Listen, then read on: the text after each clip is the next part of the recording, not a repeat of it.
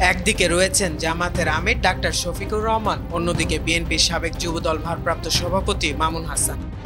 রাজনৈতিক অঙ্গনে এখন অন্যতম আলোচিত আসন ঢাকা-15। আসন্ন ত্রয়োদশ জাতীয় সংসদ নির্বাচনকে ঘিরে এই আসনে সম্ভাব্য লড়াই ঘিরে জল্পনা তুঙ্গে।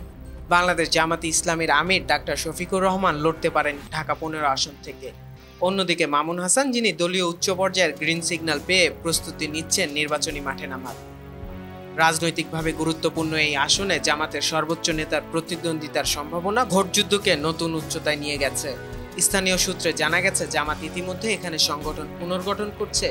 মাঠে নেমেছেন ডাক্তার শফিকুর রহমান নিজেও। গণসংযোগ ও মতবিনিময় সভায় ব্যস্ত সময় পার করছেন তিনি। অন্যদিকে ছাত্রদল থেকে উঠে আসা এবং যুবদলের নেতৃত্ব দেওয়া মামুন হাসান বিএনপি ঘরানার তরুণ ভোটারদের মধ্যে ইতিমধ্যে সাড়া ফেলেছেন। স্থানীয় পর্যায়ে সমর্থক নেটওয়ার্ক গড়ে তুলেছেন তিনি। এলাকায় চালাচ্ছেন সক্রিয় প্রচারণা।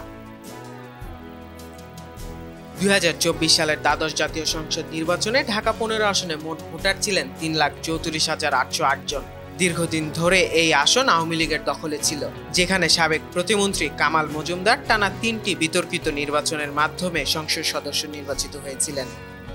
তবে এবারের ভোটযুদ্ধের চিত্র সম্পূর্ণ ভিন্ন।